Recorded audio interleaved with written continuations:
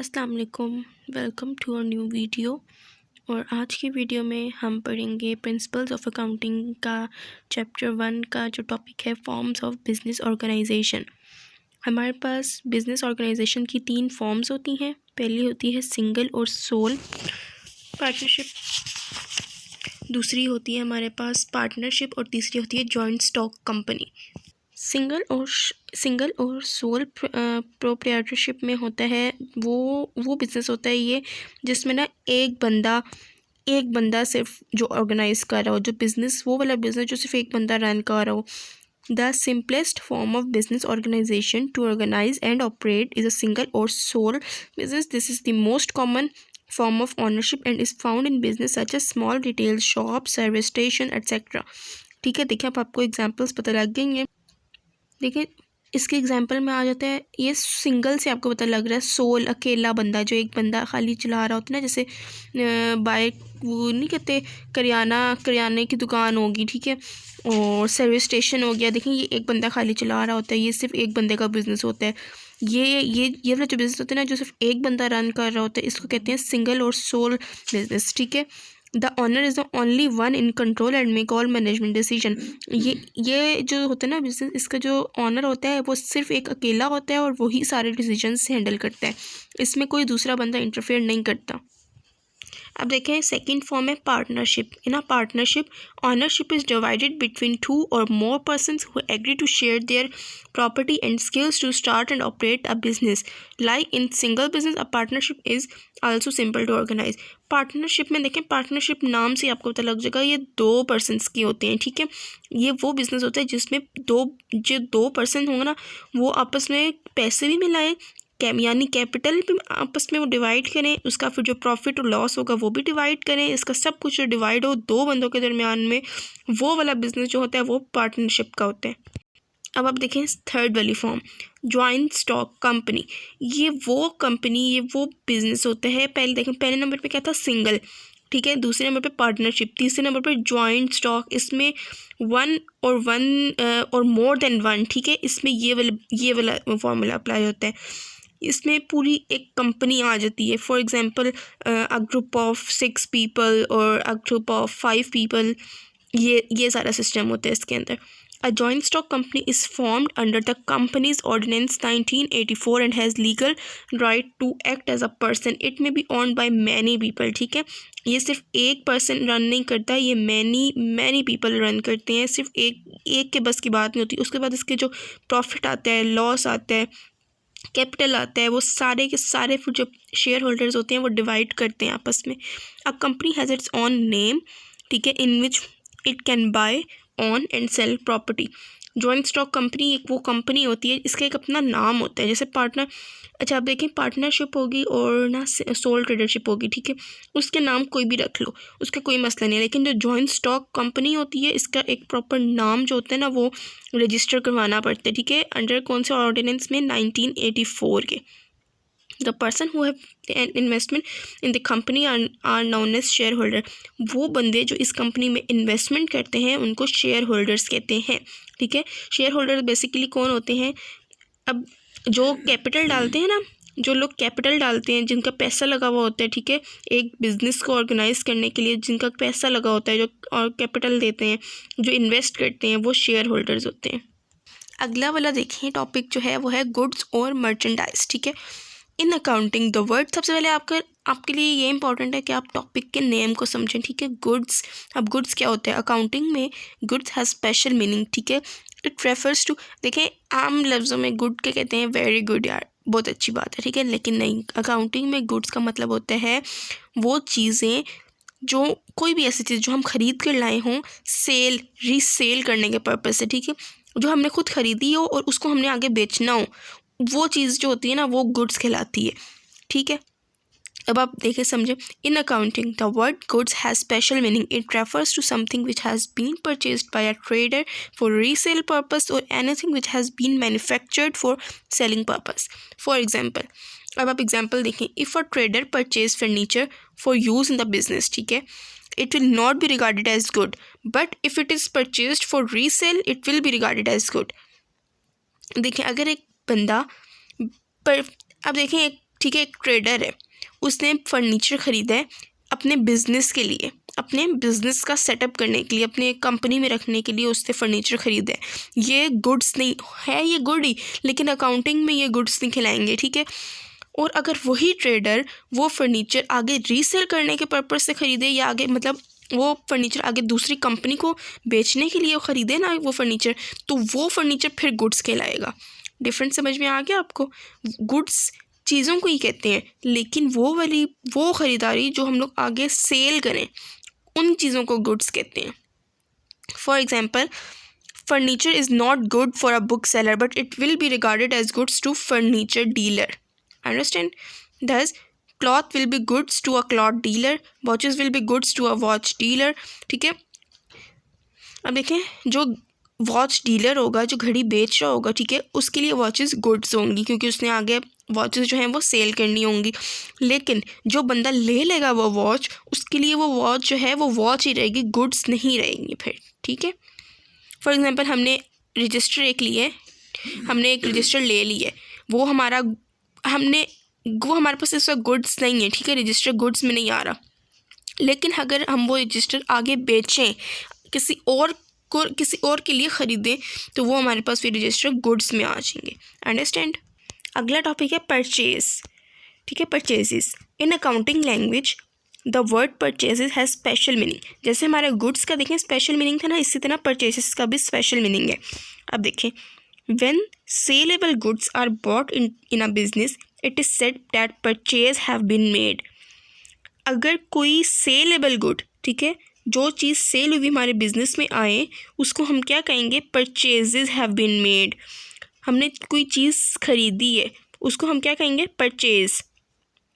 For example, to a cloth dealer, कपड़े बेचने वाले के लिए, ठीक है, कपड़े बेचने वाले के लिए, whenever cloth is purchase it will not be necessary to mention that cloth has been purchase, simply it will be said that purchases have been made. On the other hand, if stationery is purchased, then it will be essential to mention that stationery had been purchased. अब देखें, हम लोग किसी भी shop से जाके कपड़े, for example कपड़े वाली की दुकान से हम लोग कपड़े ख़रीदेंगे, ठीक है, कपड़े ख़रीदेंगे ना, तो हम अकाउंटिंग में आके, अकाउंटिंग की बुक कीपिंग में अगर वो बिज़नेस से रिलेटेड है, तो हम वहाँ पे क्या लिखेंगे? Purchases have been made to cloth dealer, ठीक है, क्लॉथ डीलर से हमने चीज़ें ख़रीदी हैं। लेकिन और उसी की दूसरी साइड पे देखें, अगर हम लोग स्टेशनरी ख़रीदते हैं तो हम लोग क्या लिखेंगे? मेंशन करेंगे स्टेशनरी हैड बीन परचेज्ड, ठीक है। परचेजेस का आपको डिफरेंस समझ में आया? जैसे ये गुड्स और मर्चेंडाइज का था, वैसे ही परचेजेस का भी है। हर चीज़ खरीदने में नहीं आती है, वो चीज़ जो किसी डीलर से हम लोग ले रहे हों, जो सेलेबल, जो जगह सेल हो रही हो ना। अब देखें, अगर मैं किसी ऐसी लड़की से फॉर एग्ज़ाम्पल पेन ले लूँगी, ठीक है, ख़रीद लूँगी, 10 रुपये का पेन मैंने एक लड़की से ख़रीद लिया, ये मैं परचेजेस में नहीं लिखूँगी क्योंकि वो जो लड़की है उसका कोई अपना बिज़नेस नहीं है। अंडरस्टैंड? उसका अपना बिज़नेस नहीं है। और अगर यही मैं पेन किसी एक प्रॉपर शॉप से ख़रीदूँगी तो वो हमारा परचेजेस में आएगा। अंडरस्टैंड? परचेजेस में वो चीज़ें आती हैं जो एक सेलेबल जगह से ख़रीदी जाएँ, जो एक प्रॉपर जगह से ख़रीदे जाएँ। ये नहीं किसी भी एक लड़की से आप चीज़ ख़रीद लें पैसों की, बेशक पैसों की ख़रीदी हो, लेकिन वो फिर परचेजेस में नहीं आएंगे। उसके बाद अगला देखें, कैश परचेजेस भी डिफरेंट तरह के होते हैं, ठीक है, ख़रीदारी। अब देखें, कुछ लोग होते हैं उधार पे ख़रीदते हैं, कुछ लोग होते हैं पैसे दे के ख़रीदते हैं, कुछ लोग होते हैं डेबिट कार्ड के ज़रिए ख़रीदते हैं। अंडरस्टैंड? तो परचेजेस भी डिफरेंट तरह की होती हैं। If goods are purchased from a supplier and payment is made to him at the same time, such purchase as known as cash purchases. अगर आप कोई चीज़ खरीदें और उसके पैसे उसी वक्त दें, आप उसी वक्त मतलब एट द सेम टाइम, ठीक है, हैंड टू हैंड अगर आप पेमेंट दें, तो वो कौन सी परचेजेस होंगी? Cash purchases. For example, Mister X purchase good from seller Mister Y. Mister X ने, ठीक है, गुड्स परचेज किए मिस्टर वाई से ऑन 1 जनवरी 2005 ऑफ ₹5,000, ठीक है, 5,000 की चीज़ें खरीदी हैं और उसी वक्त पेमेंट भी कर दी है, ठीक है, same time, same date, same moment, उसी वक्त पेमेंट की है, कैश परचेजेस हो जाएंगी। अंडरस्टैंड? नेक्स्ट देखें, क्रेडिट परचेज और परचेजेस ऑन अकाउंट। क्रेडिट कहते हैं उधार को। When goods are purchase from a seller and payment is not made to him at the same time. अगर वही कोई चीज़ खरीदें और उसकी पेमेंट 1 दिन बाद या 2 दिन बाद या शाम को करनी हो तो वो परचेज़ जो होगी क्रेडिट परचेज़ होगी, ठीक है। वो परचेज़ ना फिर एक बुक होती है अकाउंटिंग की, उसमें लिखा जाता है प्रॉपर क्रेडिट अमाउंट में लिखा जाता है लाइबिलिटी में कि भाई इसने ये पैसे देने हैं अभी। तो ये वाली जो सारी चीज़ें हैं ना, ये क्रेडिट परचेजेस में आती हैं। परचेजेस ऑन अकाउंट जो उधार पे होती हैं ना, वो उसमें आती हैं, अंडरस्टैंड। उसके बाद देखें परचेजेस रिटर्न और रिटर्न आउटवर्ड। अब रिटर्न्स भी 2 तरह के होते हैं, ठीक है। रिटर्न आउटवर्ड्स होते हैं, रिटर्न इनवर्ड्स होते हैं। अब रिटर्न आउटवर्ड्स देखें। Goods one purchased may be subsequently be sent back to the seller for certain reason, like goods are defective, not according to specification, damaged or below standard. Such returns of goods to the buyer is known as purchase return or return to supply. Return के नाम से, purchases return के नाम से आपको समझ में आ गया होगा कि इसमें क्या बात बताई हुई है। वो वाले ख़रीदारी, वो सारे गुड्स, कोई भी ऐसी चीज़ें जो हम लोग लेकर आएँ, ख़रीद कर लाएँ और उसी वक्त फिर अगले दिन या थोड़ी देर बाद वापस कर दें, ठीक है। जिससे हमने ख़रीदी है उसको वापस कर दें, उसको परचेजेस रिटर्न कहते हैं। क्यों वापस करना है? क्या पता वो गुड्स डिफेक्टिव हों या डैमेज हों या पसंद ना आए हो, ठीक है। किसी भी एक स्पेसिफिक रीज़न की वजह से वो गुड्स वापस कर देना, वो परचेजेस रिटर्न्स में आ जाते हैं, अंडरस्टैंड।